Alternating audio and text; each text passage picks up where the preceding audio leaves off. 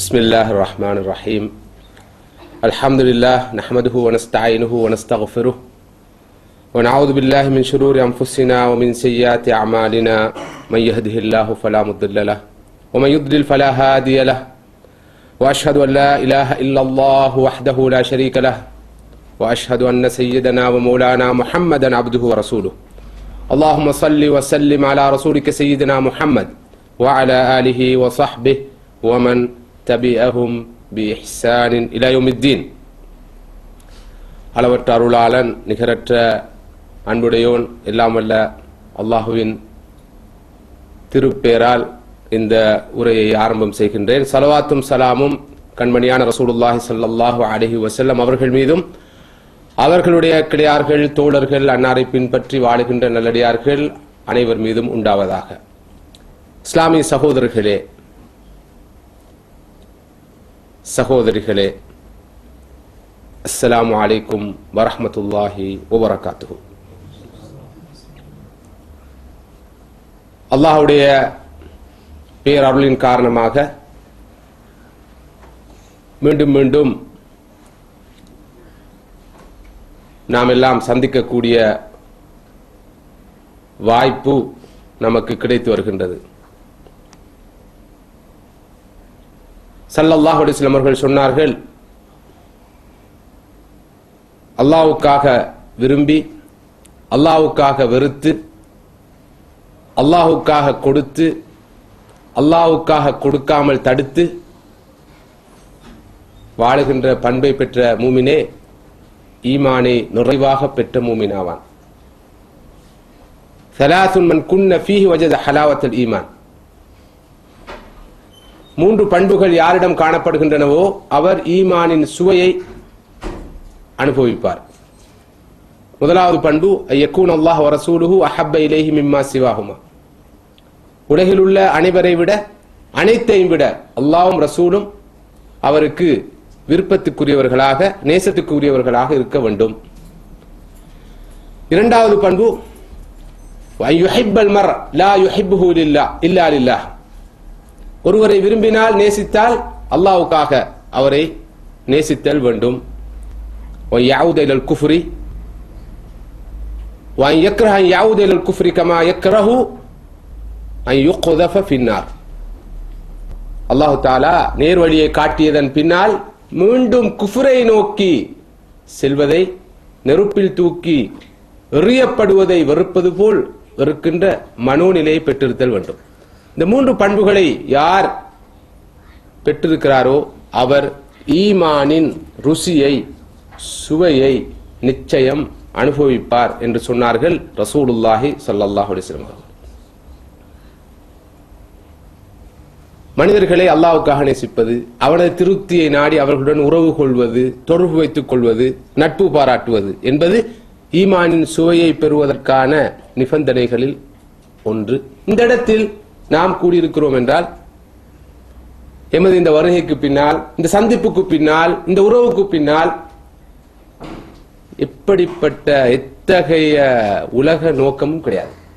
அல்லாஹ்வுக்காக அவனது திருமுகத்தை நாடி அவனது ருதாவை, திருப்தியை, மஹப்பத்தை, அன்பை பெற்றுக்கொள்ள வேண்டும், அவன் நம்மை பொருந்திக் கொள்ள வேண்டும் என்ற ஒரே ஒரு நோக்கத்துக்காகத்தான் இந்த இடத்திலே நாங்கள் காலத்தை ஒதுக்கி நேரத்தை ஒதுக்கி எமது ஓய்வை தியாகம் செய்து ஏனைய தேவைகளை எல்லாம் அர்ப்பணம் செய்து கூடியிருக்கிறோம். அந்த வகையில் அல்லாஹ் சுப்ஹானஹு வ தஆலா அவனுக்காக கூடிய கூட்டமாக இதனை ஏற்று கபூல் செய்து அருள் புரிவானாக. எனக்காக பரஸ்பரம் சந்தித்துக் கொண்டவர்களுக்கு எனது அன்பு நிச்சயமாகி விட்டது என்று சொன்னார்கள். அல்லாஹ் தஆலா சொல்வதாக ரசூலுல்லாஹி ஸல்லல்லாஹு அலைஹி வஸல்லம் சொன்னார்கள். எனக்காக யார் சந்தித்துக் கொள்கிறார்களோ அவர்களுக்கு எனது அன்பு நிச்சயமாகி விட்டது, உறுதியாக கிடைக்கக்கூடியதாக இருக்கிறது என்ற கருத்தை அல்லாஹ் சொல்வதாக ரசூலுல்லாஹி ஸல்லல்லாஹு அலைஹி வஸல்லம் சொன்னார்கள். இது ஹதீஸ் குதுசி. அந்த வகையில் அல்லாஹ்வுடைய அந்த அன்பை பெற்றுக்கொண்ட கூட்டத்தில் நானும் நீங்களும் சேர்வதற்கு அல்லாஹ் அருள் பாலிப்பானாக.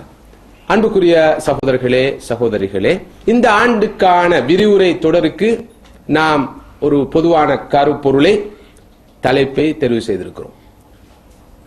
கவலைகளில் இருந்து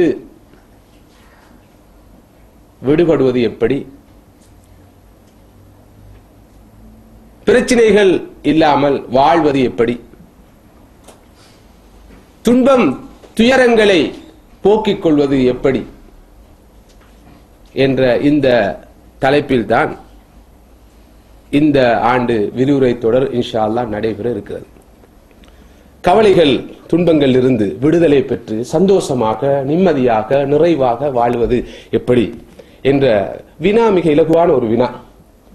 இந்த வினாவுக்கு எவ்வாறு விடை காண்பது, நடைமுறையில் எவ்வாறு அத்தகைய ஒரு வாழ்க்கையை பெறுவது என்பதுதான் மிகவும் கஷ்டமானது, சிரமமானது. சகோதரர்களே, மனிதனாக வாழ்வதற்கு உணவு தேவை, உடை தேவை, வீடு வாசல் தேவை,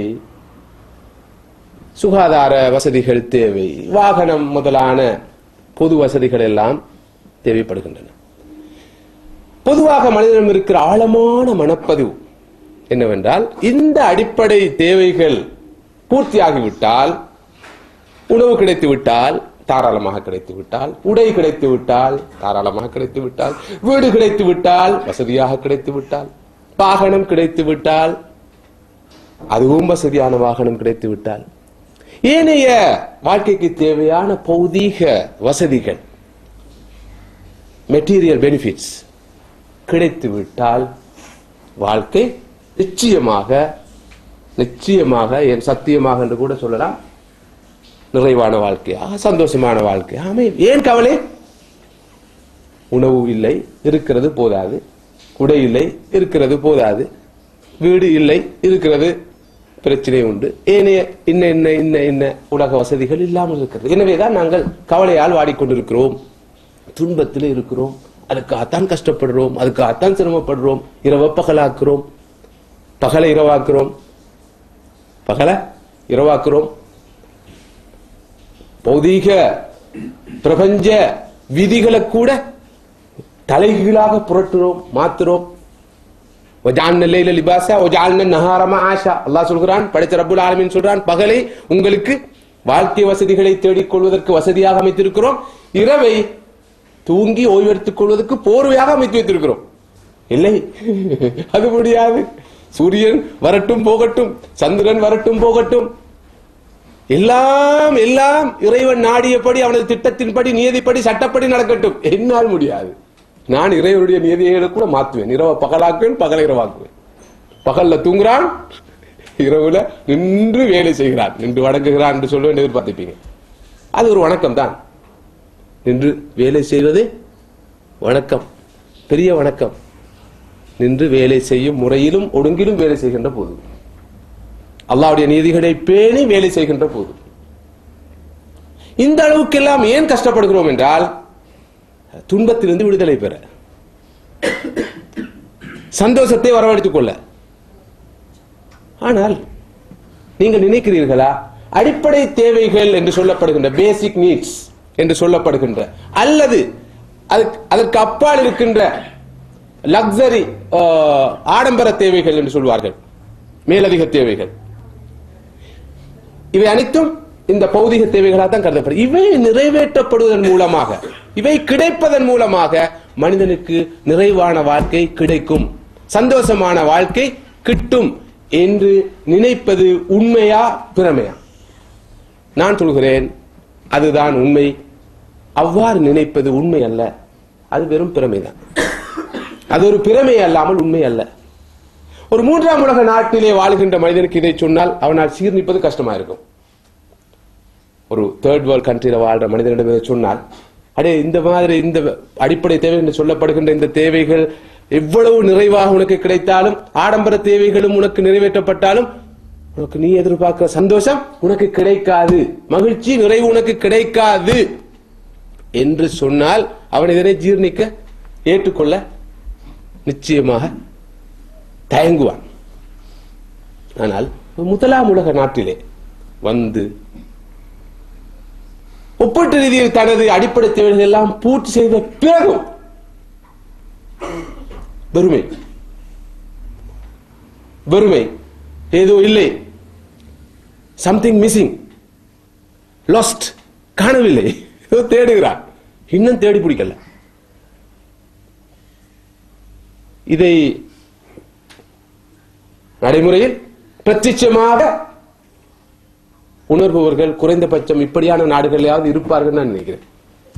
இன்னும் தெளிவாக சொன்னால், நமது ஊரில் நாம் பல அடிப்படையான தேவைகள் அல்ல மேலதிக தேவைகள் இல்லாமல் இருந்த போது எந்த மனோநிலையில் இருந்தோம், எப்படியான உணர்வுகளை கொண்டவர்கள் இருந்தோம், இப்போது கிடைக்காத அவை கிடைத்ததன் பின்னால் என்ன உண்மையில் அனுபவித்துக் கொண்டிருக்கிறோம் என்பதை கொஞ்சம் துல்லியமாக இருந்து ஒரு முஹாசபா என்று சொல்வார்கள், ஒரு சுய விசாரணை செய்ய முடியும் என்று இருந்தால், ஒரு செல்ஃப் அசஸ்மெண்ட், ஒரு சுய மதிப்பீடு செய்ய முடியும் என்று இருந்தால், அதுக்கு தான் நேரம் இல்லாமல் இருக்குது, செய்ய முடியும் என்று இருந்தால் நிறைய உண்மைகளை நாம் புரிஞ்சு கொள்ளலாம்.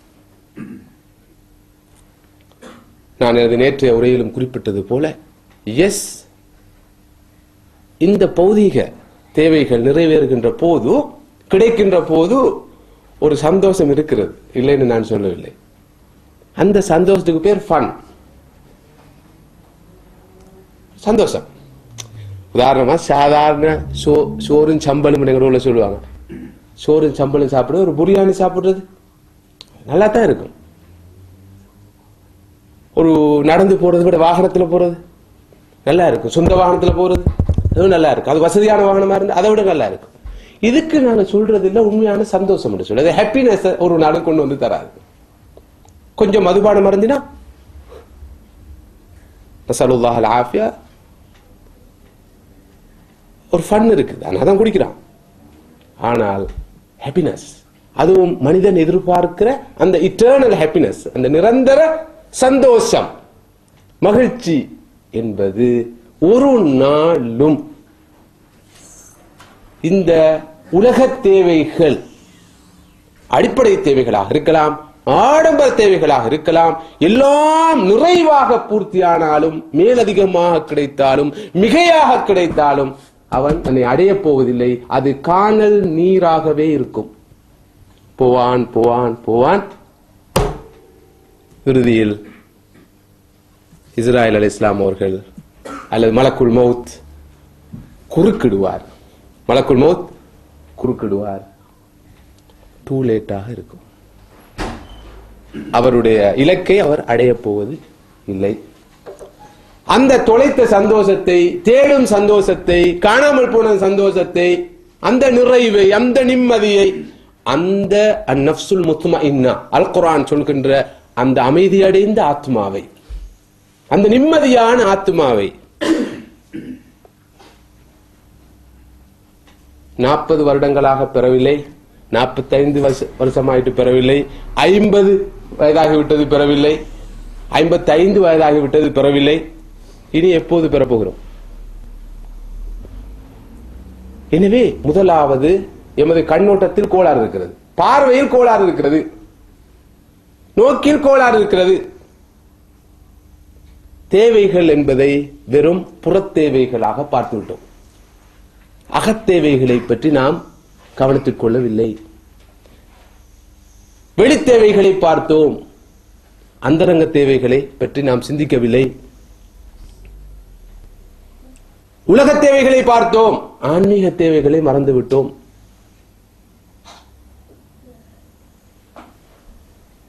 இதன் விளைவைத்தான் அனுபவித்துக் கொண்டிருக்கிறோம்.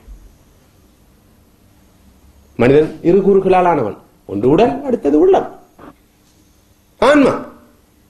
உடலியல் தேவைகள் பூர்த்தி செய்யப்பட வேண்டிய அவசியம் இருப்பது போலவே மனிதனுடைய உள்ளத்தின் தேவைகள், ஆன்மீக தேவைகள் பூர்த்தி செய்யப்பட வேண்டும். உடலுக்கு சிகிச்சை அளிக்கப்பட வேண்டிய தேவை இருப்பது போல உள்ளத்துக்கு, ஆத்மாவுக்கு சிகிச்சை அளிக்க வேண்டும். உடலுக்கு உணவு தேவையாக இருப்பது போல ஆத்மாவுக்கு உணவு தேவை. உடல் என்பது வீடு என்றிருந்தால் உள்ளம்தான் அந்த வீட்டில் வாழும் மனிதன். வீட்டை அழகாக கட்டி எழுப்பது போல வீட்டில் உள்ள மனிதன் ஆரோக்கியமா இருக்க வேண்டும். வீடு எவ்வளவு அழகாக இருந்தாலும் வீட்டில் உள்ள மனிதன் ஆரோக்கியம் இருந்தால் அந்த வீட்டுக்கு எந்த பெருமதியும் கிடையாது. நாம் வீட்டை பற்றித்தான் ஆட்டிக் கொள்கிறோம். அல்லது இந்த மைண்ட் சயின்ஸ் பாசியில் சொல்வதாக இருந்தால் இந்த ஸ்தூல உடம்பை பற்றி, இந்த பிசிக்கல் பாடியை பற்றித்தான் சிந்திக்கிறோம். இது ஆரோக்கியமா இருந்தால் ஆரோக்கியம், இது சுகமாக இருந்தால் சுகம், இது ருசியா இருந்தால் ருசி, இது இன்பமாக இருந்தால் இன்பம், இதுக்கு துன்பம் வந்தால் துன்பம், இதுக்கு கவலை வந்தால் கவலைன்னு நினைக்கிறோம். நினைச்சு நினைச்சு அது பிறமையாக போயிட்டு. ஸ்பிரிச்சுவல் பாடி என்ற அந்த சூட்சும உடம்பை, ஆத்மீக உடம்பை மறந்து கனகாலம். பிசிக்கல் பாடி முதலாம் உலகில் இருக்கிறது, ஸ்பிரிச்சுவல் பாடி 5ஆம் உலகில் இருக்கிறது.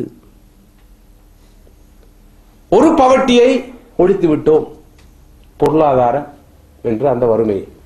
ஆனால் ஸ்பிரிச்சுவல் பவர்ட்டி என்ற ஆன்மீக வறுமையை பொறுத்தவரையில் 50ஆம் உலகத்தில் நாம் இருக்கிறோம்.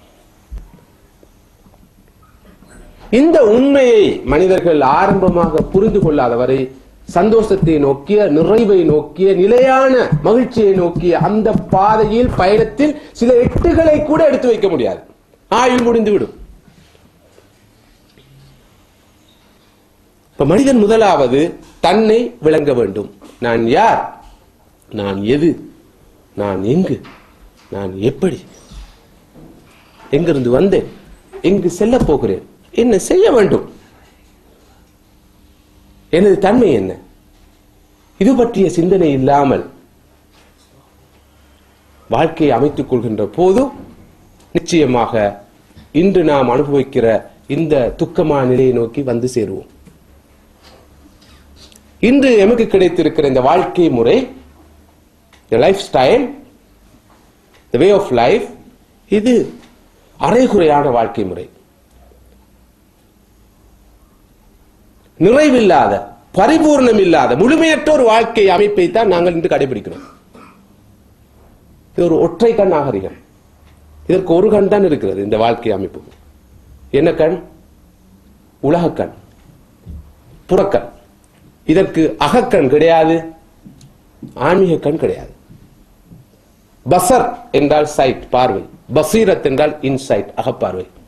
மனிதனுக்கு 2 பார்வை இருக்கு. இந்த கண்ணால பார்க்கிற ஒரு பார்வை இருக்குது, உள்ளத்தால் பார்க்கிற ஒரு பார்வை இருக்குது. கண்ணால் பார்க்கும் பார்வை சைட், உள்ளத்தால் பார்க்கும் பார்வை இன்சைட். எப்போது கண்ணால் பார்ப்பது போல ஆன்மாவால் பார்க்கக்கூடிய நிலை ஒரு மனிதனுக்கு வருகிறதோ அவன் சந்தோஷத்தை அனுபவிப்பான், மகிழ்ச்சியை அனுபவிப்பான், கவலை அவனுக்கு வராது. ஒரு மனிதன் ஒரு ஆடம்பரமான மாளிகையில் வாழ்வான், இன்னொரு மனிதன் ஒரு குருவி கூண்டு போன்ற ஒரு சிறிய வீட்டில் வாழ்வான். இவன் துன்பத்தில் கவலையில் இருப்பான், அவனோ சந்தோஷத்தில் இருப்பான். வெளிப்படையா பார்த்தால் அவன் கவலையில் இருப்பது போலவும் இவன் இன்பத்தில் இருப்பது போலவும் தோன்றும். அது மாயை, அது பிறவை. இது எதில் தங்கி இருக்கிறது? அந்த மனிதன் தன்னுடைய ஸ்தூல உடம்புக்கும் சூட்சும உடம்புக்கும் இடையில், உடம்புக்கும் உள்ளத்துக்கும் இடையிலே இருக்கிற அந்த சமநிலையை பேணுவது தான் இது தங்கி இருக்கிறது. எனவே சகோதரர்களே, சகோதரிகளே, மறுமைக்கு முன்னால் இந்த உலகத்தில் மனிதர்கள் கவலை இல்லாமல், துன்பம் இல்லாமல், சந்தோஷமாக நிம்மதியாக வாழ வேண்டும் என்பதை அடித்து சொல்கிற மார்க்கம் இஸ்லாம்.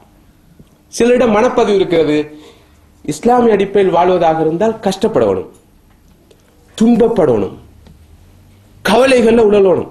அதான் இஸ்லாம் சொல்றது. சந்தோஷம் எங்க கிடைக்கும்? மறுமையில தான் கிடைக்கும். மகிழ்ச்சி எங்க கிடைக்கும்? மறுமையில தான் கிடைக்கும். இந்த உலகத்துல கஷ்டப்படணும், கவலையில வாழணும், துன்பத்தோடு இருக்கணும், அதான் மார்க்கம். மறுமையில நம்ம வாழ வைக்க வந்த மார்க்கம் தான் இஸ்லாம். இந்த உலகத்துல வாழ வைக்க வந்த மார்க்கம் அல்ல என்ற மிகவும் பிழையான ஒரு கருத்து இஸ்லாத்தை பற்றி இருக்கிறது. உலகத்தை படைத்தவன் அல்லாஹ், மனிதனை படைத்தவன் அல்லாஹ், அவனுக்கு தேவையான எல்லா வசதிகளையும் வாய்ப்புகளையும் வளங்களையும் கொடுத்த அல்லாஹ் எதற்காக மனிதன் இந்த உலகில் கவலைப்பட வேண்டும் என்று விரும்ப வேண்டும்? தனது அடியான் தன்னுடைய படைப்பு, தன்னுடைய அருட்கொடைகளை எல்லாம் அனுபவித்து சந்தோஷமாக நிம்மதியாக வாழ வேண்டும் என்றுதான் அவன் விரும்புகிறான். இந்த மார்க்கத்தில் கவலைக்கு இடம் கிடையாது. இது நல்ல மகிழ்ச்சியான மார்க்கம். ஆனா ஃபன் உள்ள மார்க்கம் அல்ல, ஃபன் உள்ள மார்க்கம் அல்ல, ஹாப்பினஸ் தர மார்க்கம். இதைத்தான் சரியாக பிரித்து அறிந்து கொள்ள வேணும். நமக்கு மகிழ்ச்சின்னா என்ன, இந்த இடத்துல ஒரு நல்ல ஒரு மியூசிக்கை போட்டால் சந்தோஷமா இருக்கும், ஒரு சினிமா படத்தை காட்டினா சந்தோஷமா இருக்கும், கூட்டமும் அதிகமா வரும். ஏன் அதிகமா வராங்க? உதாரணமாக ஒரு உதாரணத்தை சொல்றேன். இங்க பள்ளிவாசல் அல்ல, மஸ்ஜித் அல்ல, நாங்க ஒரு ஹால்ல இந்த ப்ரோக்ராம் செய்யறோம். மக்களை கூடுதலாக மக்களை திரட்டப்படும், கூட்டம் அதிகமா வரணும். உங்கள்கிட்ட ஆலோசனை கேட்கிறேன், அதிகமான கூட்டம் சேர்ப்பதற்கு என்ன வழி? விடுதலை, கவலையிலிருந்து விடுதலை பெறுவதற்கு என்ன வழி, துன்பத்திலிருந்து விடுதலை பெறுவதற்கு என்ன வழி என்று கேட்பது போல அதிகமாக கூட்டத்தை கூட்டுவதற்கு என்ன வழி? என்ன வழி? நிறைய வழி இருக்குது. ஒரு மியூசிக் குரூப்பை கூப்பிடுங்க, ஒரு சினிமா படத்தை காட்டுங்க, ஒரு நல்ல ஒரு கலை நிகழ்ச்சி என்ற பெயரில் ஒரு அசிங்கத்தை அரங்கேற்றுங்க. மக்கள் ஃபன்னை நாடி, அரபுல ஃபன் என்று சொன்னா கலை, ஆங்கிலத்தில் ஃபன் என்றா ஃபன், அரபுல ஃபன் என்றா கலை, ஆர்ட். மக்கள் வருவார்கள். நிச்சயமாக அந்த ஃபன் இஸ்லாத்துல கிடைக்காது, நதியில கிடைக்காது. மனநிறைவு, நிம்மதி, சந்தோஷம், உண்மையான சந்தோஷம், போலி இல்லாத யதார்த்தமான சத்தியமான சந்தோஷம் வேணுமா? இஸ்லாமிய பரிபாஷை சக்கீனத், சக்கீனா வேணுமா? சக்கீனத் அது ஒரு தனியான ஒரு கருத்தை தருகின்ற சொற்பிரயோகம். அல் குர்ஆன்ல அல்லாஹ் தஆலா பல இடங்களில் சொல்றார், ஹுவல்லதி அன்ஸல ஸகீனத ஃபீ குலூபில் முஃமினீன், அவன் தான் மூமின்களுடைய கல்புகளில் சக்கீனத்தை கொடுத்திருக்கிறார்.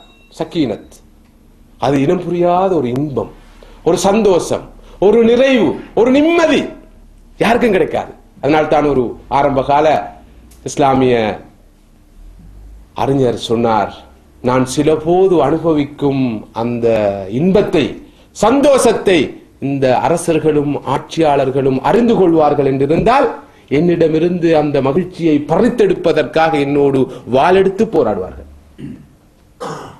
நான் சில போது அனுபவிக்கின்ற மகிழ்ச்சியை, சந்தோஷத்தை இந்த உலகத்தில் இருக்கிற ஆட்சியாளர்கள் அரசர்கள் அறிவார்கள் என்றிருந்தால் அதை என்னிடமிருந்து பறித்துக் கொள்வதற்காக அவர்கள் என்னோடு வாளெடுத்து போராடுவார்கள். அந்த சந்தோஷம், அந்த இறை அல்லாஹ்தான் மூமின்களுடைய உள்ளத்திலே அந்த அமைதியை, அந்த சக்கீனத்தை, அந்த நிறைவை இறக்கி இருக்கிறான் என்று அல்லாஹ் சொல்கிறான். படைத்த இறைவன் கொடுக்கிறான். நான் அந்த நிம்மதியை தாரேன், அந்த சந்தோஷத்தை உனக்கு தாரேன், நீ தேடி அலைகிற அந்த மகிழ்ச்சியை நான் தர தயாராக இருக்கிறேன்.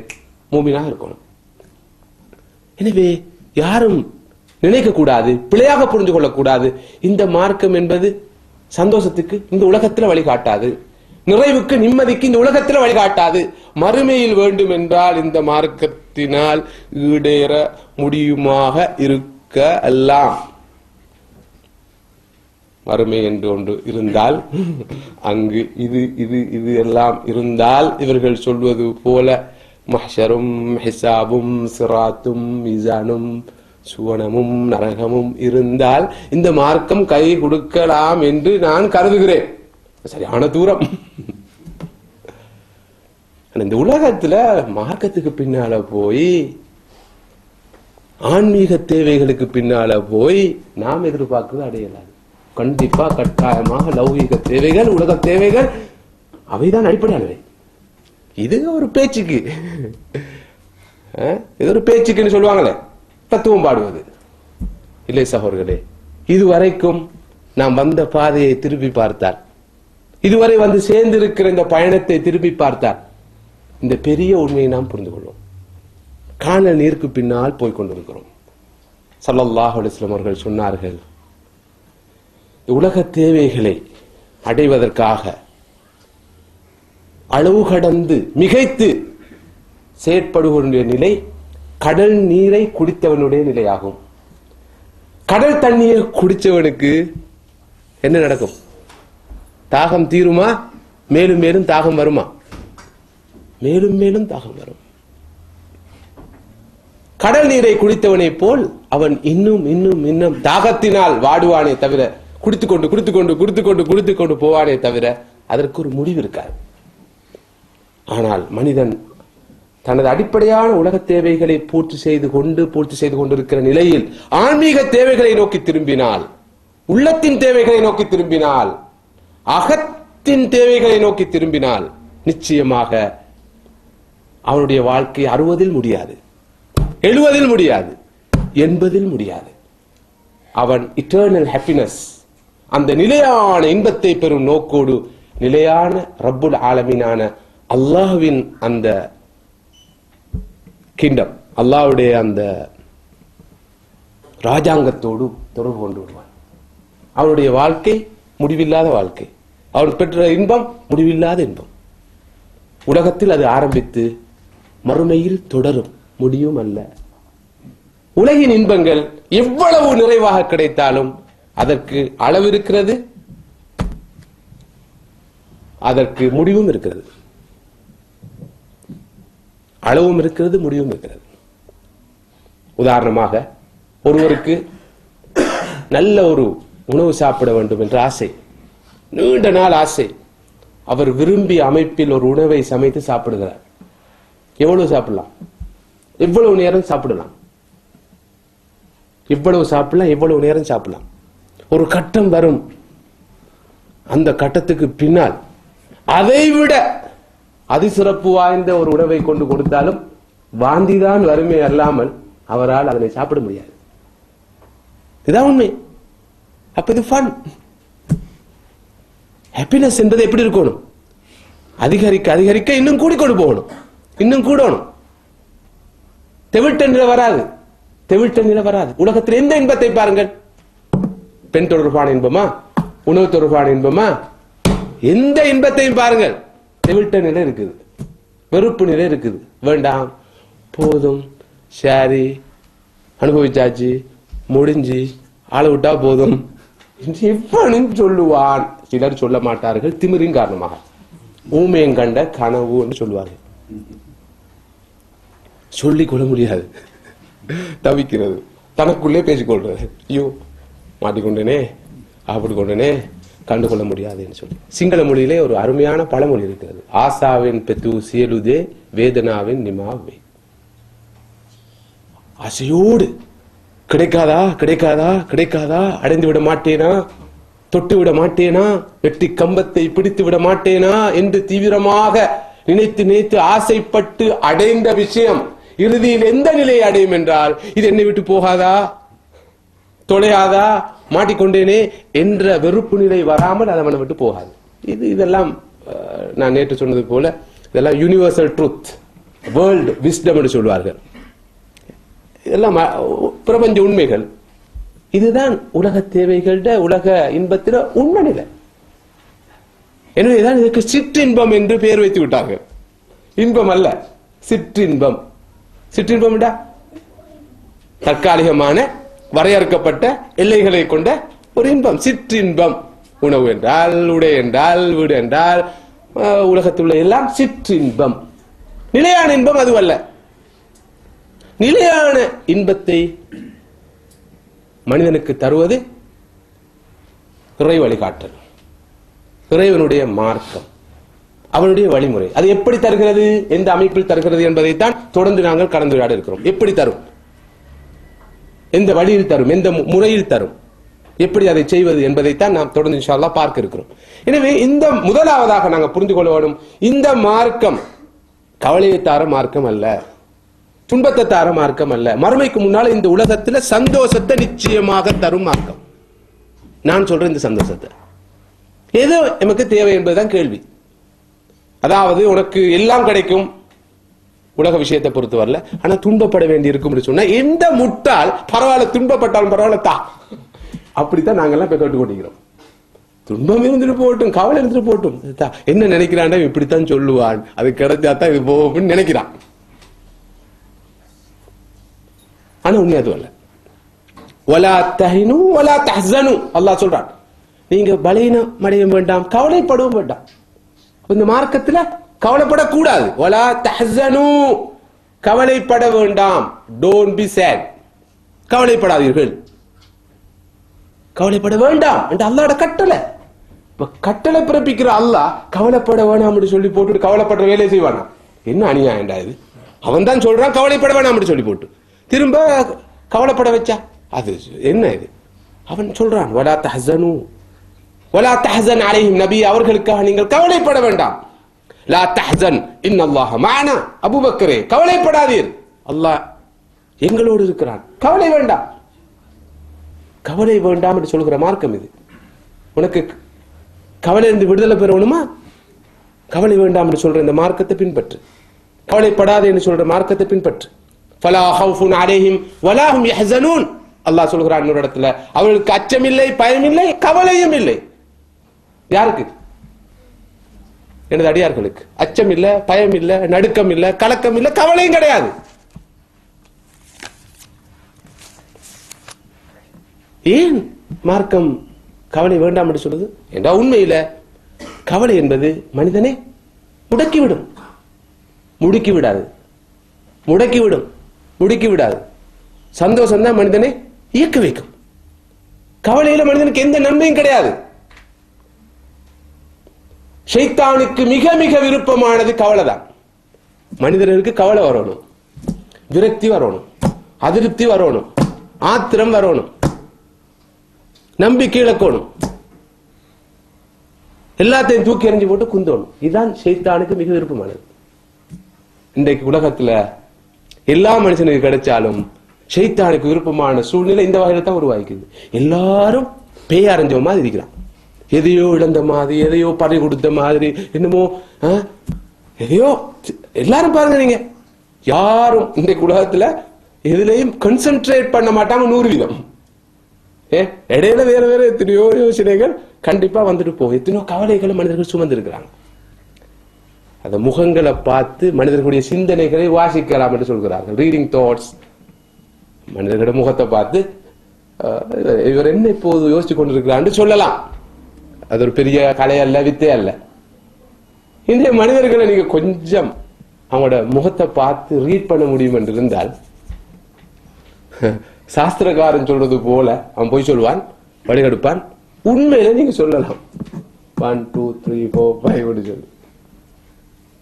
அதெல்லாம் நீங்க திரட்டி பார்த்தால் மனிதர்கள் எல்லோரும் ஏதோ ஒரு வகையில, பணக்காரன், ஏழை, அரசன், ஆண்டி, படித்தவன், படியாதவன், மாடி வீட்டில் இருப்பவன், சேரிப்புறத்தில் இருப்பவன், எத்தியோப்பியாவில் இருப்பவன், லண்டனில் இருப்பவன் என்ற பாகுபாடு, வேறுபாடு இல்லாமல் அனைவரும் இந்த கவலையினால், துன்பத்தினால் வாடி வதங்கிக் கொண்டிருக்கிறார்கள் என்ற பெரிய உண்மையை நாம் காண முடியும். அல்லாஹ் சொல்கிறான், இன்னமன் நஜ்வா மினஷ் ஷைத்தான் லியஹ்ஸன அல்லதீன ஆமனு. ஈமான் கொண்டவர்கள் கவலைப்பட வேண்டும் என்பதுதான் ஷைத்தானுடைய நோக்கம். எனவே ஷைத்தான் உங்களுடைய காதுகளில் ரகசியம் சொல்கிறான். காதுல வந்து ரகசியம் சொல்றான், இந்த காதுலையும், இந்த காது, இந்த காது. நோக்கம் என்ன? லியஹ்ஸன அல்லதீன ஆமனு. ஈமான் கொண்டவர்கள் கவலைப்பட வேண்டும் என்றது. என்ன? கவலைப்பட்டா தான் அவனுக்கு குஷியாக இருக்கும், அவனுக்கு சந்தோஷமாக இருக்கும், அவனுக்கு பெரிய மகிழ்ச்சி. மூமின்கள் கவலைப்படணும். எனவே மூமின்கள் கவலைப்பட வேண்டும் என்பதற்காக, துன்பப்பட வேண்டும் என்பதற்காக ஷைத்தான் ரகசியம் பேசுகிறான்.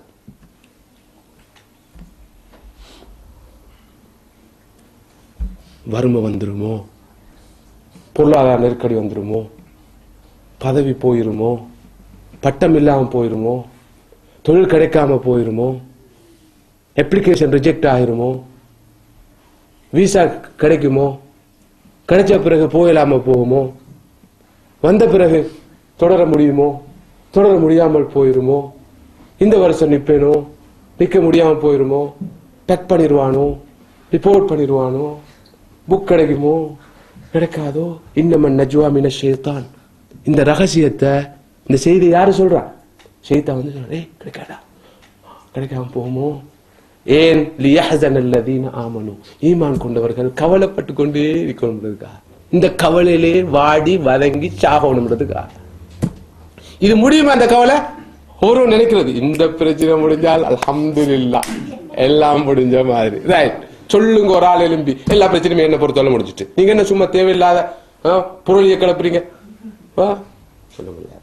எந்த அளவுக்கு சகோதரர்களே, நேற்று முந்தின நாள் நடந்த நிகழ்ச்சியின் போது நாங்கள் ஒரு சுய மதிப்பீடு செய்தோம், ஒரு செல்ஃப் அசஸ்மெண்ட். எல்லாரும் மனோநிலையை பார்க்கறதுக்காக 25 வினாக்களை கொண்ட ஒரு சுய மதிப்பீட்டு வினாக்கொத்தை கொடுத்தோம், ஒரு கொஸ்டினையரை கொடுத்தோம். சயின்டிபிக்காக, விஞ்ஞானபூர்வமாக தயாரிக்கப்பட்ட மருத்துவ, மனோ தத்துவ மருத்துவ கண்ணோட்டத்தில், ஆன்மீக கண்ணோட்டத்தில் தயாரிக்கப்பட்ட ஒரு வினா கொத்து. அந்த வினா கொத்தின் முடிவுகளை பொறுத்தவரையில் அந்த கருத்தரங்கில் கலந்து கொண்டவர்கள் சுமார் 30% மாணவர்கள். அந்த அக்கள் கோயிக்க கூடாது, 30% மாணவர்கள் சரியான சொல்ல எப்படி சொல்றது, டிப்ரெஷன் என்று தான் சொல்லணும். டிப்ரெஷன் என்று நாம சொல்லாம மனோரீதியாக பாதிக்கப்பட்டவர்கள். மனோரீதியாக பாதிக்கப்பட்டவர் யார் இவர்கள்? அந்த கொண்டு வர இதுதான் அந்த சுய மதிப்பீடு. 2 மருத்துவர்கள், நல்ல தகுதி வாய்ந்த 2 மருத்துவர்கள் இருந்தார்கள். அவர்களும் இந்த சுய மதிப்பீட்டு அறிக்கையை பார்த்து அவர்களுடைய ஒப்புதலை எனக்கு தந்தார்கள். இந்த துறையில் அத்தாரிட்டி அல்ல நான் என்றாலும் கூட 30% மாணவர்கள் மனோரீதியான பிரச்சினைகளுக்கு உட்பட்டவர்கள் என்பது தெரிய வரும். சரி, அதுவல்லாமல் நியாயமான மனக்கவலைகளால் நினைக்கிற 3 பேர் தான் எதுவும் இல்லை என்று எழுதியிருந்தார்கள். நான் நினைக்கிறேன் அவர்களுக்கு சில பிரச்சனைகள் இருக்கும் என்று, வேறு வகையான பிரச்சனைகள், எதுவுமே இல்லை என்று எழுதினார்கள் 3 பேர் நினைக்கிறேன். எல்லோரும் போல ஏதாவது 1-2க்காவது குறைந்தபட்சம் புள்ளடி இட்டிருந்தார்கள். சரி, இது ஒரு சந்தோஷமான செய்தியாக நான் சொல்லவில்லை. யதார்த்தத்தை, உண்மை நிலை, ரியாலிட்டியை நாம் புரிந்து கொள்ள வேண்டும் என்பதற்காகத்தான் இதை சொல்கிறேன். அல்லாஹ் தஆலா எல்லோருக்கும் நிறைவான, சந்தோஷமான, நிம்மதியான வாழ்க்கையை கொடுக்க வேண்டும் என்ற பிரார்த்தனையை நாம் அனைவரும் எப்போதும், எந்த நிமிடமும் இருக்க வேண்டும். அல்லாஹ் சுப்ஹானஹு வ தஆலா அந்த நிம்மதியை எனக்கும் உங்களுக்கும் அனைவருக்கும் தர வேண்டும். சகோதரர்களே, சகோதரிகளே, எந்த அளவுக்கு மார்க்கம் இந்த தீன் கவலையை, மனிதர்களுடைய உள்ளங்களிலிருந்து கவலையை, துன்பத்தை போக்க விரும்புதென்றால் ஸல்லல்லாஹு அலைஹி வஸல்லம் அவர்கள் 3 பேர் ஒரு இடத்தில் இருந்தார். 2 பேர், 3ஆம் அவருக்கு விளங்காத வண்ணம் ரகசியம் பேசக்கூடாது அல்லது புரியாத பாஷையில் பேசிக்கொள்ள கூடாது என்று சொன்னார்கள். அதற்கு என்ன நியாயம் சொன்னார்கள் தெரியுமா? லிஅன்ன ذلك يحزنه, ஏனென்றால் அவ்வாறு 3 இருக்கின்ற இடத்தில் 2 அவருக்கு புரியாமல் பேசுவதானது அவருக்கு கவலையை கொடுக்கும். ஒரு மூமின் உள்ளத்துல கவலை ஏற்படுத்தக்கூடாது. அப்ப கவலைக்கு இடம் இல்லை, கவலை கூடாது. எனவே ஒரு முஸ்லிம், ஒரு மூமின் எல்லா வழிமுறைகளையும் கையாண்டு கவலையை போக்க முயற்சிக்க வேண்டும். என்ன, கவலை என்பது அவனை நான் ஏற்கனவே சொல்வது போல முடக்கிவிடும், ஸ்தம்பிக்க செய்துவிடும். அவன் செயற்பட மாட்டான், இயங்க மாட்டான், பயனுள்ள காரியங்கள் ஈடுபட மாட்டான், ஆக்கப்பூர்வமான பணிகள் ஈடுபட மாட்டான். அவனுக்கு கவலை வரும், பிறகு மன சோர்வு வரும், பிறகு தளர்ச்சி வரும், பிறகு அழுத்தம் வரும், பிறகு அவன் யாரா மாறுவான்னு உங்களுக்கு தெரியும். கட்டம் கட்டமா வரும் ஒவ்வொன்றா, கண்டிப்பா வரும். எனவே அவன் ஒரு பயனில்லாத மனிதனா மாறுவான். இந்த மார்க்கத்துல, இந்த மார்க்கம் கவலை எந்த வகையிலையும் ஏற்றுக்கொள்ள முடியாது. ஏன்னா கவலையில நன்மை கிடையாது, கவலைப்படுவது நன்மை கிடையாது, பிரயோசனம் கிடையாது, நேரடியாகவும் மறைமுகம். எனவேதான் அல்லாஹ்வுடைய ரசூல் ஸல்லல்லாஹு அலைஹி வஸல்லம் அவர்கள் குஃப்ர்ல இருந்து பாதுகாப்பு தேடுவது போல, ஏனைய பாவங்கள்ல இருந்து பாதுகாப்பு தேடுவது போல கவலைகள்ல இருந்து பாதுகாப்பு தேடினாங்க. அல்லாஹும்ம இன்னி அஊது பிக்க மினல் ஹம்மி வல் ஹஸன், யா அல்லாஹ், நான் கவலையிலிருந்தும் துன்பத்திலிருந்தும் உன்னிடம் பாதுகாப்பு தேடுறேன். யா அல்லாஹ், எனக்கு கவலையை தந்துராதே, எனக்கு துன்பத்தை தந்துராதே, கவலை துன்பத்திலிருந்து உன்னிடம் பாதுகாப்பு தேடுகிறேன் என்று ஸல்லல்லாஹு அலைஹி வஸல்லம் அவர்கள் அடிக்கடி துஆ கேட்பார்கள். இங்கு 2 வார்த்தைகள் வந்திருக்கின்றன. கவலை, துன்பத்தை குறிப்பதற்கு 2 வார்த்தைகள். ஒன்று ஹம்முன், அடுத்தது ஹஸன். அல்லாஹும்ம இன்னி அஊது பிக்க மினல் ஹம்மி வல் ஹஸன், யா அல்லாஹ், ஹஸனில் இருந்தும் ஹம்மில் இருந்தும் உன்னிடம் பாதுகாப்பு தேடுகிறேன். எதிர்காலத்தில் வரக்கூடிய கவலைக்கு பேர் ஹம். நடந்து முடிந்ததை நினைத்து கவலைப்படுவது ஹஸன் அல்லது ஹுஸ்ன். நடக்க இருப்பதை இட்டு கவலைப்படுவது ஹம். அல்லாஹ்வுடைய ரசூல் எந்த அளவு கவனமாக கவலையிலிருந்து மிகவும் சீரியஸாக பாதுகாப்பு தேடுகிறார்கள் என்றால், யா அல்லாஹ், கடந்ததை நினைத்து, நடந்ததை நினைத்து, முடிந்ததை நினைத்து கவலைப்படுவதிலிருந்து பாதுகாப்பு தேடுகிறேன். எதிர்காலத்தில் நடக்க இருப்பதை நினைத்து, நடக்கும் என்று நினைத்து கவலைப்படுவதைட்டும் பாதுகாப்பு தேடுகிறேன். اللهم إني أعوذ بك من الهم والحزن اللهم إني أعوذ بك من الهم والحزن اللهم إني أعوذ بك من الهم والحزن என்று அல்லாஹ்வுடைய ரசூல் ஸல்லல்லாஹு அலைஹி வஸல்லம் அவர்கள் கவலை துன்பத்திலிருந்து பாதுகாப்பு தேடினார். ஏனென்றால் கவலை பயங்கரமானது. ஆனாலும் இந்த உலக வாழ்க்கையின் இயல்பின் காரணமாக அல்லாஹ்வுடைய ஞானத்தின் அடிப்படையில் திட்டத்தின் அடிப்படையில் அவனுடைய ஹிக்மாவின் காரணமாக மனிதனை கவலைப்படுத்தக்கூடிய விஷயங்கள் நடக்கும். மனிதனை கவலைக்குள்ளாக்கும் விஷயங்கள் நடக்கும். இது யதார்த்தம். கவலைப்படாமல் இருப்பதும் கவலையை நீக்கிக் கொள்வதும் போக்கிக் கொள்வதும் அதற்கான வழிகளை தேடிக்கொள்வதும் மனிதன் கடமை. ஆனால் கவலைப்படுற விஷயங்கள் நடக்கும். ஏனென்றால் அல்லாஹு தஆலா இந்த உலகத்தை அந்த ஒரு அடிப்படையில் அமைத்திருக்கிறான். லக்கத் ஹலக்னல் இன்சான ஃபீ கபத். மனிதனை நாம் கஷ்டத்தில் படைத்திருக்கிறோம். மனிதனை நாம் கஷ்டத்தில் படைத்திருக்கிறோம். கவலையில் படைத்திருக்கிறோம் சொல்லல, கஷ்டம் இருக்குது. இந்த உலகத்துல கஷ்டங்கள் இருக்குது, சோதனைகள் இருக்குது, பிரச்சனைகள் இருக்குது, அனர்த்தங்கள் எல்லாம் வரும். இது யதார்த்தம், இது உண்மை. ஆரோக்கியம் இருந்தால் நோயும் வரும், இளமைக்கு பிறகு முதுமை வரும், ஓய்வுக்கு பிறகு சோழி வரும். எனவே உலக வாழ்க்கையில இது இருக்கும். وَلَنَبْلُوَنَّكُمْ بِشَيْءٍ مِنَ الْخَوْفِ وَالْجُوعِ وَنَقْصٍ مِنَ الْأَمْوَالِ وَالْأَنْفُسِ وَالثَّمَرَاتِ وَبَشِّرِ الصَّابِرِينَ. நிச்சயமாக உங்களை நாங்கள் ஓரளவு பயத்தை கொண்டு சோதிப்போம், பசியை கொண்டு சோதிப்போம், பட்டினியை கொண்டு சோதிப்போம், உயிர் சேதத்தை கொண்டு சோதிப்போம், பொருட்சேதத்தை கொண்டு சோதிப்போம், வருமானத்தில், உழைப்பில், மகசூலில், அறுவடையில், தானியங்களில் சேதத்தை ஏற்படுத்தி சோதிப்போம். உண்மை, இது யதார்த்தம். இதெல்லாம் வரும். அல்லாஹ் எங்களுக்கு நன்மையை தரதுக்காக இப்படியான சோதனைகளை உருவாக்கி இருக்கிறான். உபஷிரு சாபரி. சிலர் நினைக்கிறார்கள் கவலைப்படுறது ஒரு வணக்கம் என்று சொல்லி, கவலைப்படுற அளவுக்கு நன்மை கிடைக்கும் என்று சொல்லி. அந்த அப்படி ஒரு கவலை ஒன்று இருக்கு. அந்த அது எந்த கவலை என்பதை நான் சொல்லுவேன். கவலைப்படுற அளவுக்கு நல்லா பாருங்க, அல்லாஹ் எனக்கு கவலையை தந்திருக்கிறான், நன்மை கிடைச்சு கொண்டே இருக்கும். என்னடா இது, உங்களுக்கு சந்தோஷத்தை தந்திருக்கிறானா, கவனமா இருங்க. எனக்கு கவலையை தந்துட்டான். தொழிலுக்கு போனா தொழில் கிடைக்குது இல்ல, முயற்சி செஞ்சா தோல்வி அடையுது, கடன்காரனா இருக்கிறேன் பாருங்க, அல்லாஹ் கவலையை தந்திக்கிறான், நன்மை கிடைக்குது. கிடையாது. மார்க்கத்துல கவலை என்பது வணக்கம் அல்ல, அமல் அல்ல. ஆனால் சில போது சில ஹதீசுகளை, குர்ஆன் சுன்னாவுடைய வசனங்களை பிழையாக புரிந்து கொள்கிற காரணத்தினால் இப்படியான மனநிலை வரலாம்.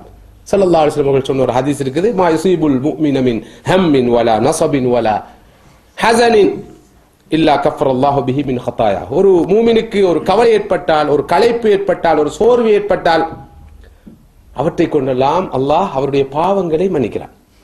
இது ஆதாரபூர்வமான சஹீஹான ஹதீஸ். ஒரு மூமினுக்கு கவலை ஒன்று வந்தால், துன்பம் ஒன்று வந்தால், ஒரு களைப்பு வந்தால் கூட, எந்த அளவுக்கு ஸல்லல்லாஹு அலைஹி வஸல்லம் மற்றொரு ஹதீஸ் சொன்னார், காலில் ஒரு முள்ளு தைத்தால் கூட, முள்ளு தைச்சிட்டு நோவுது, வலிக்குது, அது கூட அவர் செய்த சிறிய பாவங்களுக்கு கஃபாராவாக, பிராயச்சித்தமாக அமையும் என்று சொன்னார்கள் ரசூலுல்லாஹி ஸல்லல்லாஹு அலைஹி வஸல்லம். இது சஹீஹான ஹதீஸ். இந்த ஹதீஸ்ல விளக்கம் என்ன? அதனால முள்ளுல கொண்டு போய் கால வைக்கிறது. யா அல்லாஹ் எனக்கு கவலையை தா, என்ற பாவங்கள் மன்னிக்கப்படுவதற்காக, எனக்கு துன்பத்தை தா, என்ற பாவங்கள் எல்லாம் மன்னிக்கப்படுவதற்காக, எனக்கு இன்றைக்கு நான் உழைக்க போறேன், உழைப்பு வெற்றிகரமாக அமையக்கூடாது, தொழில் இன்றைக்கு கிடைக்கக்கூடாது, காசு கிடைச்சால் சந்தோஷம் வரும், சாப்பாடு வாங்குவேன், சாப்பிடுவேன், சந்தோஷம் வரும், நான் கிடைக்கக்கூடாதுன்னு சொல்லி கேட்போம். நாமும் அப்படி கேட்கக்கூடாது. அல்லாஹ்வுடைய ரசூல் ஸல்லல்லாஹு அலைஹி வஸல்லம் அவர்கள் பிரார்த்தித்த, அல்லாஹும்ம இன்னி அஊது பிக மினல் குஃப்ரி வல் ஃபக்ர். யா அல்லாஹ், குஃப்ரிலிருந்தும் ஃபக்ரிலிருந்தும் பாதுகாப்பு தேடுறேன். இறை நிராகரிப்பிலிருந்து பாதுகாப்பு தேடுவது போல ஃபக்ர் என்ற வறுமையிலிருந்து ரசூலுல்லாஹி ஸல்லல்லாஹு அலைஹி வஸல்லம் பாதுகாப்பு தேடினார்கள். ஃபக்ரை தந்துராதே, வறுமையை தந்துராதே. அல்லாஹும்ம இன்னி அஸ்அலுக்கல் அஃபாஃப வல் கினா. யா அல்லாஹ், எனக்கு தன்னிறைவை தா, எனக்கு செல்வத்தையும் தா. செல்வம் என்று சொன்னால் அது என்ன செல்வம் என்பது புரியப்பட வேண்டிய விஷயம். நபி அவர்கள் பிறரிடம் கையேந்துவதை, பிறர் தயவில் வாழ்வதை, பிறரில் தங்கி வாழ்வதை விரும்பியவர்கள் அல்ல. எனவே கவலையை யாரும் கேட்க முடியாத ஒரு அமலும் அல்ல, இபாதத்தும் அல்ல. இந்த ஹதீஸுடைய பொருள் என்னப்ப? கவலை கூடாது, கவலைப்படவும் கூடாது, கவலையை விரும்பவும் கூடாது, கவலையே கூடாது. ஆனால் உலக வாழ்க்கையின் தன்மையின் காரணமாக கவலையான விஷயங்கள் நடந்தால் வந்தால் பொறுத்துக்கொள், சகித்துக்கொள், கவலை வேண்டாம், ஓகே பரவாயில்ல, நோ வரிஸ் என்று போ. ஏன்? அது கூட உனக்கு அல்லாஹ்விடத்தில் நன்மையை பெற்றுத்தரும். இந்த மனோநிலை வளர்க்கப்பட வேண்டும். எனவே துன்பத்திலே இன்பத்திலே ஒரு மூமின் அல்ஹம்துலில்லாஹ் என்று இருப்பான், அரட்டி கொள்ள மாட்டான். எங்களுக்கு எது தேவை? கவலையாக இருக்கட்டும், இன்பமாக இருக்கட்டும், துன்பமாக இருக்கட்டும், அது பிரச்சனை அல்ல. நமது உளநிலை மனோநிலை எப்படி இருக்கிறது என்பதுதான் முக்கியம். மனோநிலை சரியாக இருந்தால் கவலையும் இன்பமும் துன்பமும் சமமாக இருக்கும்.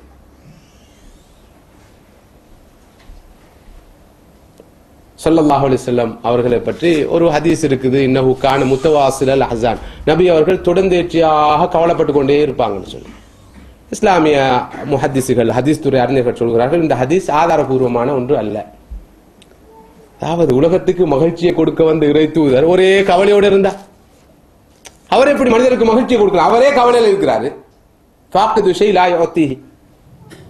ஒன்றை இழந்தவனால் அதை அடுத்தவருக்கு வழங்க முடியாது. என்னிடம் இல்லாத எப்படி கொடுக்கிறது? நானே கவலை இருந்தா உங்களுக்கு எப்படி மகிழ்ச்சியை தரது? இப்ப நபியே கவலையில் இருந்தார்னு சொன்னால் மனித சமுதாயத்துக்கு சந்தோஷத்தை அவர் எப்படி கொடுப்பார்? மகிழ்ச்சி எப்படி கொடுப்பார்? நாங்க உடனே சொல்லுவோம், உலகத்துல அவர் கவலையா இருந்தார், மறுமையில மகிழ்ச்சியை கொடுக்கலையா வந்தாரு? மறுமையில மகிழ்ச்சியை கொடுக்க வந்தார். இந்த உலகத்துல உங்களுக்கு மகிழ்ச்சியை தர வரல, பிழை. மறுமைக்கு முன்னால் இந்த உலகத்துல மகிழ்ச்சியை, சந்தோஷத்தை, உண்மையான மகிழ்ச்சியை, உண்மையான சந்தோஷத்தை தர வந்தவர்கள் தான் ரசூலுல்லாஹி ஸல்லல்லாஹு அலைஹி வஸல்லம். அவர்கள் எப்போதும் கவலைப்படுவர்களாக இருக்கவில்லை.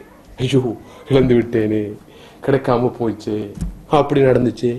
எப்போதும் புன்முறுவலோடு இருப்பார்கள்.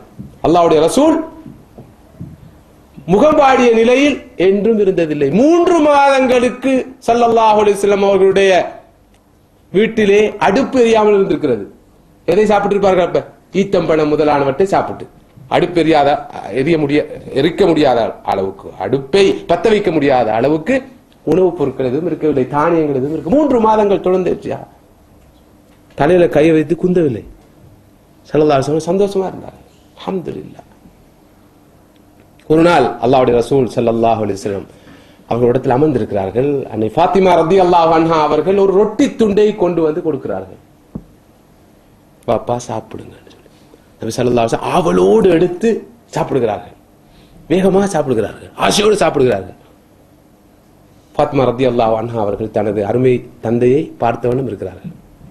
ஸல்லல்லாஹு அலைஹி வஸல்லம் தனது மகளை பார்த்து சொன்னார்கள், மகளே, 3 நாட்களுக்கு பின்னால் உங்களுடைய தந்தை முதலாவதாக சாப்பிடுகின்ற சாப்பாடு இது. உலகத்துக்கு ரஹமத்தா வந்தவர், அருளா வந்தவர்கள். அல்லாஹ் ஏன் கொடுக்கல உங்களுக்கு சந்தோஷத்தை? கொடுத்துருக்கோமே, நல்ல உணவை, உடைய, ஒரு துவா போதுமே. நான் சொன்ன அந்த பேசிக் நீட்ஸ் என்று நாம் சொல்லிக் கொண்டிருக்கிற, அல்லது உலக தேவைகள் என்று நாம் சொல்லிக் கொண்டிருக்கிற அவற்றில் தான் சந்தோஷம் இருக்கு என்று சொன்னால், நபியை போல அல்ஹியாஸு பில்லாஹ் கவலையில வாழ்ந்த இன்னொரு மனிதர் இருக்க முடியாது. என்ன சந்தோஷத்தை பெற்றாங்க? எங்கட அளவுகோல்களை வச்சு பார்த்தா பாவம், இந்த மனுஷன் 63 வருஷமா பட்ட பாடு, என்ன மாதிரி கஷ்டப்பட்டு இருப்பார், மனதால வேதனைப்பட்டு இருப்பார் இல்ல. அப்போது இதை கேட்டவுடன் ஃபாத்திமா ரலியல்லாஹு அன்ஹா அவர்கள் கண்ணீர் வடித்து அழுகிறார்கள். அல்லாஹ்வுடைய தூதரே, உங்களுக்கா இந்த நிலை என்று. இதுதான் ஸல்லல்லாஹு அலைஹி வஸல்லம் சந்தோஷம் வெளிப்படும். மகளே, ஏன் கவலைப்படுறாய்? பாருங்க, 3 நாளைக்கு ஒரு ரொட்டி துண்டு கிடைச்சி பாரு, அதுதானே அல்லாஹ் மோகம் பாக்குறான் இல்லையே, இவ்வளவுலாம் அவனுக்காகத்தானே கஷ்டப்படுறேன். என் மகளே, எனக்கு உனக்கு இந்த நிலை, சரி என்ன செய்ய, பொறுத்துக்கொள்வோம்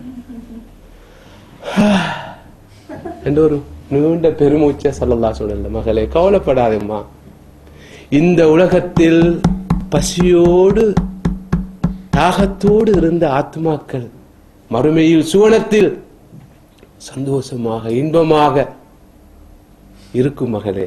எனவே இது ஒரு சுபமான நிலை. எப்படி பாசிட்டிவ் திங்கிங் சொல்றானே இன்றைக்கு, அதாவது இன்றைக்கு கவுன்சிலிங்ல, இந்த மன வள ஆலோசனையில மிக முக்கியமாக இந்த மனதளவில் பாதிக்கப்பட்டவர் கொடுக்கிற ட்ரீட்மெண்ட் மிக முக்கியம் என்ற பாசிட்டிவ் திங்கிங். எதையும் சாதகமாக பார், நேர்மறையாக பார், பாதகமாக பார்க்காதே, எதிர்மறையாக சிந்திக்காதே என்று அதற்கு 1000 உதாரணங்கள் சொல்றான். நல்லது. அல்லாஹ்வுடைய ரசூல் ஸல்லல்லாஹு அலைஹி வஸல்லம் அவர்களுடைய சாதகமான சிந்தனையை பாருங்க, பாசிட்டிவ் திங்கிங். அந்த நேரத்தில் கூட எப்படி அவர்கள் திங்க் பண்றார்கள், சிந்திக்கிறார்கள். அதுவும் உண்மையாக, பொய்யாக அல்ல. இஸ்லாம் மனிதனுக்கு பாசிட்டிவ் திங்கிங்க கொடுக்குது எல்லா விஷயத்திலையும். எனவே அவனுக்கு விரக்தி அடைய, நம்பிக்கை இழக்க, கவலைப்படுறதுக்கு வழி இல்லாம போயிடுது. எல்லாத்தையும் அவன் பாசிட்டிவா தான் பார்க்கிறான். அதுக்கான எல்லா வழிகாட்டலும் இந்த மார்க்கத்தில் இருக்குது. ஆனால் அபசகுணமும் அவநம்பிக்கையும் நம்பிக்கையினமும் திருப்தியில்லாத தன்மையும் பயமும் மச்சமும் நடுக்கமும் யோசனையும் வரும் இந்த லௌகிக பார்வைக்கு நேரம் எல்லாம். முல்லா நசுருல்லாவை பற்றி, நசுருத்தீனை பற்றி கேள்விப்பட்டிருக்கீங்க. முல்லா நசுருத்தீன் இன்னொருவர் இருந்ததாக வரலாற்று சொல்றாங்க. அவரை வச்சு நிறைய போதனைகள் சொல்லப்பட்டிருக்கு. அப்படி ஒருவர் இருந்தாரோ இல்லையோ, கற்பனை பாத்திரமோ என்னமோ தெரியும், அது முக்கியமானதல்ல. எல்லா சமூகங்களுக்கு மத்தியிலும் வித்தியாசமான பேர்கள் அப்படி முல்லாக்கள் இருக்கிறார்கள். சரி, முக்கியம் என்னடா ஒரு சம்பவம். இந்த பாசிட்டிவ் திங்கிங்க்கு அவர்கள் சொல்வார்கள், பாசிட்டிவ் திங்கிங்கை வளர்த்துக் கொண்டால் எப்படி சந்தோஷமா வாழலாம். ஒரு நாள் இவருடைய கழுதை காணாமல் போய் விட்டது. கழுதை காணாமல் போக இவர் பாதையில் அல்ஹம்துலில்லாஹ் அல்ஹம்துலில்லாஹ் அல்ஹம்துலில்லாஹ் ஓடுறார். இவருடைய நண்பர் ஒருவர் சந்தித்து, என்னப்பா எங்க ஓடுறீங்க? அல்ஹம்துலில்லாஹ், என்ன சந்தோஷமான செய்தி ஒன்று கிடைத்து விட்டதா? அல்ஹம்துலில்லாஹ், கழுதை காணாம போயிட்டு. அடே, கழுதை காணாம, கழுதைன்னா ஒரு வாகனம், கழுதை காணாம போனா அல்ஹம்துலில்லாஹ் சொல்றது. நான் நினைச்சேன் அது சந்தோஷமான செய்தி தானே. சந்தோஷமான செய்தி தானே. அடே, உன் கழுதை தானே, உன் வாகனம் இல்லையா? சரி, காணாம போனது கழுதைன்றதால பரவாயில்ல. நானும் கழுதையில இருந்திருந்தா நானும் சேர்ந்து இல்லையா காணாம போயிருப்பேன். அல்ஹம்துலில்லாஹ், கழுதை மட்டும்தான் காணாம போச்சு அவர் சொன்னதா? இது ஒரு ஒரு படிப்பினைக்காக சொல்லப்படுற கதை. எதற்காக இந்த கதையை சொல்வார்கள் என்றால், பாசிட்டிவ் திங்கிங். எப்போதும் மனிதன் சாதகமா சிந்திக்கணும். இப்படி நான் நேற்று சொன்ன மிருக வைத்தியம், இந்த கழுத கதை, இதுகள் தான் இருக்குது யார்கிட்ட? இந்த செக்யூல மோட்டிவேட்டர்ஸ். அதைத்தான் சொல்ல வரேன். இந்த தீனுடைய அருளை பெறாத, வழிகாட்டலை பெறாத, இந்த ஈமானிய வழிகாட்டலை பெறாத, இந்த இறை வழிகாட்டலை பெறாத, வகையின் வழிகாட்டலை பெறாத மனிதர்களிடம் இருக்கிற மோட்டிவேஷனுக்கான ஒழுங்குகள், நான் நேற்று சொன்ன டேல் கார்னேஜியுடைய மிருக வைத்தியம், இப்ப முல்லா நசுருதீன் இந்த கதைகள் தான் இருக்குது. இதெல்லாம் கேட்கறதுக்கு கொஞ்சம் அழகாத்தான் இருக்கு. பாருங்க, இவ்வளவு நேரம் நான் சொல்லி சிரிக்காத நீங்க இந்த கதையை சொன்னோடனே சிரிச்சிட்டீங்க. ஏன்டா உட மைண்ட் செட் அப்படித்தான் இருக்குது. இதை மாத்துறது லேசான வேலையே இல்லை. அதுக்காகத்தான் ஒரு பிரேக்குக்காக அதுகளையும் சொல்ல வேண்டிய தேவை வருது. ஏதோ அல்லாஹ் தஆலா அந்த நினைவுகளை தாரான். சகோதரர்களே சகோதரிகளே, இதுவும் அந்த ஃபன் மென்டாலிட்டி இன்னமும் அதுல தான் இருக்கிறோம் நாங்க. நல்லா தான் இருக்குது. கொஞ்சம் கூட சொன்னா ரெண்டையும் பேலன்ஸ் பண்றதா இருக்கும். அங்க வீட்டுல பாக்குறது, இங்க கேட்கறதும் ஓரளவு பேலன்ஸ் ஆகுமா? உடலையும் உள்ளத்தையும் பேலன்ஸ் பண்ண சொல்றார், அறிவையும் ஆத்மாவையும் பேலன்ஸ் பண்ண சொல்றார். இதையும் கொஞ்சம் பேலன்ஸ் பண்ணிட்டா அல்ஹம்துலில்லாஹ் நல்லா இருக்குமே என்று சிந்திப்பவர்களும் இருக்கத்தான் செய்வார்கள். ஹைர், அன்புக்குரிய சகோதரர்களே சகோதரிகளே, உண்மையில் கவலைக்கு இந்த மார்க்கத்தில் இடம் கிடையாது. எப்போதும் பாசிட்டிவாக இதையும் பார்க்க வேண்டும், சிந்திக்க வேண்டும், நோக்க வேண்டும் என்று சொல்கிற மார்க்கம் அர்த்தமுள்ள பாணியில், உண்மையை வைத்து, பொய்யை வைத்தல்ல, போலியாக அல்ல, ஏமாட்டுக்காக அல்ல. ஒரு மனிதன் தற்கொலை செய்து கொள்ள போறான், தற்கொலை செய்து கொள்வதற்காக போறான், விரைவாக போறான், வேகமாக போறான். இன்றைக்கு உங்களுக்கு தெரியும், உலகத்தில் ஆகப்பெரிய பேர்னிங் இஷ்யூ தான் தற்கொலை. அது சம்பந்தமான தகவல்களை நெஸ்டில் நடந்த நிகழ்ச்சியில தந்த. உலகத்தில் வருடாந்தம் 1 மில்லியன் பேர் தற்கொலை செய்து கொள்கிறார்கள். இந்த நாகரிகமான உலகத்தில், இந்த மிலேனியம் உலகத்தில் 1 மில்லியன் பேர், 10 லட்சம் பேர் தற்கொலை செய்து கொள்கிறார்கள். தற்கொலை முயற்சியில் ஈடுபடுவர்கள் பல மடங்கு. 2020ஆம் ஆண்டு இது பல மடங்காக கூடும் என்று சொல்லி WHO வேர்ல்டு ஹெல்த் ஆர்கனைசேஷன் முன்னெச்சரிக்கை செய்திருக்கிறது. எடுத்ததுக்கெல்லாம் தற்கொலை செய்து கொள்வார்கள். தற்கொலை செய்து கொள்வதில் இலங்கை உலகத்தில் 5ஆம் இடத்தில் இருக்கிறது, ஆசியா கண்டத்தில் 3ஆம் இடத்தில் இருக்கிறது. வருடாந்தம் எண்ணிக்கை கூடிக்கொண்டே போகுது. அமெரிக்காவில் 1.5 லட்சம் பேர் வருடாந்தம் தற்கொலை செய்து கொள்கிறார்கள். 17 நிமிடங்களுக்கு ஒருவர் அமெரிக்காவில் தற்கொலை செய்ய முயற்சிக்கிறார். ஏன் எல்லாம் இருக்கு தானே. எத்தியோப்பியாவில் சோமாலியால எல்லாம் தற்கொலை செய்ய கொள்ள முயற்சிக்கிறார்கள். அவனுக்கு தான் வாழ்க்கையில் ஒன்றும் இல்லை. உண்ண உணவு இல்லை, உடுக்க உடை இல்லை, உறங்க வீடு இல்லை, சுகாதார வசதி இல்லை, கல்வி இல்லை, ஒத்தனை மீயப்படாது. இவ்வளவுக்கு அந்த நாடுகள்லாம் அழிஞ்சி சாப்பாடு கொடுக்குறதுக்காக அவன் ஆப்பிரிக்காவிலாம் நிம்மதியாக தான் இருக்கிறான். நாங்க அவனை பார்த்து கவலைப்படுறோம். அவன் எங்களை பார்த்து கவலைப்படுறான், நாங்க அவனை பார்த்து கவலைப்படுறோம். சரி, ஒருவன் தற்கொலை செஞ்சு கொள்றதுக்கு ஓடுறான். ஒருவர் நிறுத்தி கேட்கிறார், ஏன்டா தற்கொலை செஞ்சு கொள்ள போறா? ஒண்ணுமே இல்லை. எதுக்கா நான் இந்த பூமியில வாழணும், நடை பிணமா என்கிட்ட என்னதான் இருக்குது என்று சொல்றான். இவரு அவரை நிறுத்தி கேட்கிறாரு சாதாரண பாசையில, சரியப்பா நீ சாக போறா. நம்ம ஊர்ல ஒருவர் கண்ணு இழந்து இருக்கிறாரு, பார்வை இல்லாம இருக்கு. அவர் வாழ ஒன்று விரும்புறாரு, அவனோட கண்ணை கொடுத்துட்டு போயிரு. இன்னொருவர் காலை இருந்திருக்கு, அவனோட காலை கொடுத்துட்டு போயிரு. இன்னொருவருக்கு கிட்னி ஃபெயிலியரா இருக்குது, உனக்கு கிட்னியை கொடுத்துட்டு போயிரு.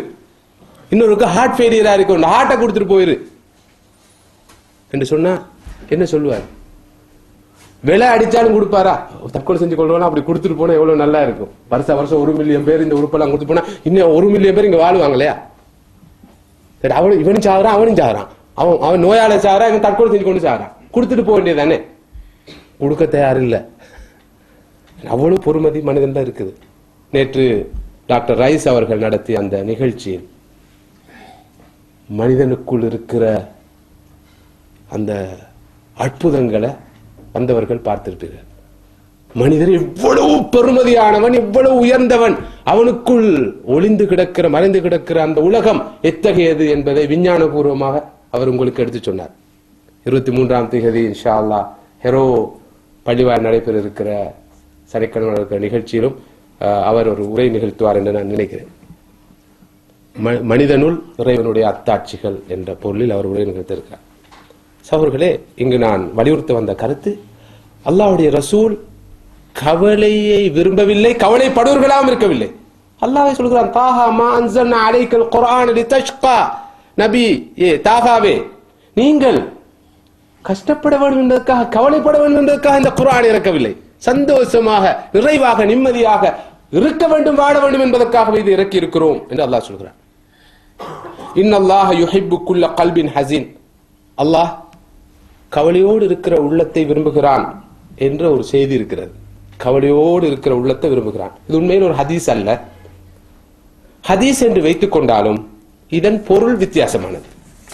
அதாவது ஒரு மனிதனுக்கு கவலை வந்து, கவலை ஏற்பட்டு அல்லாஹ்வுடைய ரசூல் அலட்டிக் கொள்ளாமல் இருந்தது போல, அதனை பொருட்படுத்தாமல் இருந்தது போல பொறுமையோடு ஒருவன் நடந்து கொண்டால் உண்மையில் அது அல்லாஹ்வுடைய வகுப்பை அவனுக்கு பெற்றுக் கொடுக்கும். இந்த விளக்கம் விளங்குதா? அதாவது கவலையை உருவாக்கி கொள்வது மார்க்கம் அல்ல. கவலை வந்தால் கவலையை பொருட்படுத்தாமல் இருப்பது, அலட்டிக் கொள்ளாமல் இருப்பது, அந்த பக்குவத்தை பெற்றிருப்பது உண்மையில் அல்லாஹ்வுடைய நேசத்துக்குரியது. அல்லாஹு தஆலா அவனது அருட்கொடைகளை கொடுத்து அவன் சந்தோஷப்படுகிறான், அவனது வழிகாட்டலை கொடுத்து சந்தோஷப்படுகிறான். மனிதர்கள் சந்தோஷமாக இருப்பதை காண விரும்புகிறான், பார்க்க விரும்புகிறான்.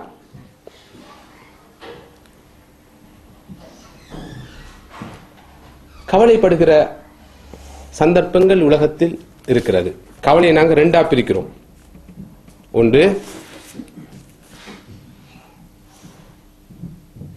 வரவேற்கத்தக்க கவலை, இன்னொன்று வரவேற்க முடியாத கவலை.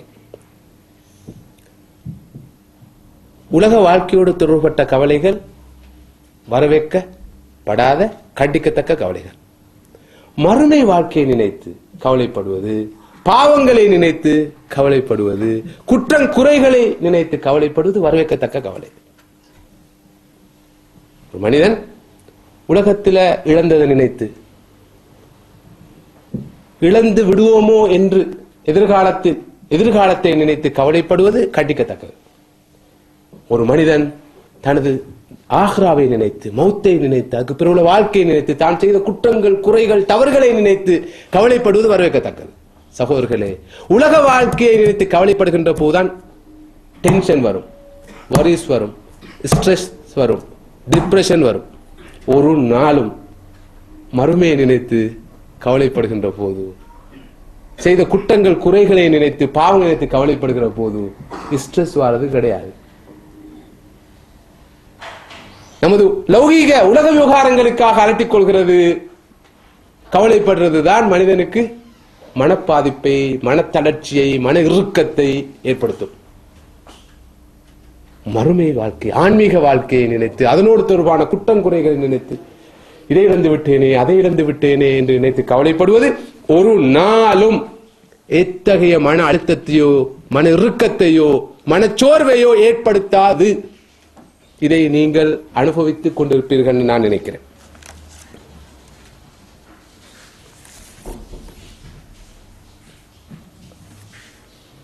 கிடைக்கிற ஒரு தொழில் கிடைக்கல, இதுக்காக கவலைப்படுறது வரவேற்கத்தக்க கவலை அல்ல. அத்தகைய கவலைகள் தான் மனிதனை அளிக்கிறது. ஆனால் ஒருவரை பற்றி புறம் பேசிவிட்டோம், கோல் சொல்லிவிட்டோம், அபாண்டம் சுமத்தி விட்டோம், தொழுகை ஒன்று விடுபட்டு விட்டது, நோன்பு ஒன்று விடுபட்டு விட்டது, கெட்ட பார்வை ஒன்றை பார்த்து விட்டேனே என்று கவலைப்படுறோம். அந்த கவலை இருக்குதே, அதுதான் நிலையான சந்தோஷத்துக்கு வழிவகுக்கும். உண்மையான சந்தோஷத்துக்கு ஆத்மாவில் ஒளியை ஏற்படுத்தும், அறிவில் தெளிவை ஏற்படுத்தும், உடம்பில் செழிப்பை ஏற்படுத்தும், முகத்தில் ஒளியை ஜோதியை கொடுக்கும் அந்த கவலை. இன்றைக்கு உலகத்துல முதலாவது கவலை தாராளமா இருக்குது. இந்த உலகத்தில் இழந்த விஷயங்களுக்காக நிறைய கவலைப்படுறது அழட்டிக்கூட. ஆனால் இந்த ஆன்மாவோடு தொடர்பான மறுமையோடு தொடர்பான விஷயங்களுக்காக கவலைப்படுற தன்மை வரும் என்று சொன்னால் நிச்சயமாக சகோதரர்களே சகோதரிகளே, அது அந்த கவலை மகிழ்ச்சிக்கு வழிவகுக்கும், மகிழ்ச்சிக்கு விட்டு செல்லும். கடைசியாக ஒரு விஷயத்தை சொல்லி இன்றைய இந்த அமர்வை இன்ஷா அல்லாஹ் நிறைவு செய்து கொள்வோம். ஒரு அறிஞர் சொன்னார், ஒரு இஸ்லாமிய அறிஞர், இன்ன ஃபி துனியா ஜன்னா மல்லம் யதுகுல்ஹா லம் யதுகுல் ஜன்னத்தல் ஆஹிரா. இந்த உலகத்திலேயே ஒரு சுவனம் இருக்கிறது, அந்த சுவனத்தை இங்கு காணாதவர், அந்த சுவனத்தில் இங்கு நுழையாதவர் மறுமையின் சுவனத்தை அடைய மாட்டார். இந்த உலகத்திலேயே ஒரு சுவனம் இருக்கிறது, அந்த சுவனத்தை இங்கு காணாதவர், அந்த சுவனத்தில் இங்கு நுழையாதவர் மறுமையின் சுவனத்தில் நுழைய மாட்டார். இந்த கருத்தை உங்களது சிந்தனைக்கு இப்போதைக்கு விட்டு விடைபெறுகிறோம். இன்ஷா அல்லாஹ் நாளை சந்திப்போம். அல்லாஹ் சுப்ஹானஹு வ தஆலா அதுவரைக்கும் மன நிறைவான சந்தோஷமான நிம்மதியான வாழ்க்கை எனக்கும் உங்களுக்கும் தந்து அருள் புரிவானாக. வ ஆகிரு தஅவானா அல்ஹம்துலில்லாஹி ரப்பில் ஆலமீன். வஸ்ஸலாமு அலைக்கும் வ ரஹ்மத்துல்லாஹி வ பரகாத்துஹு.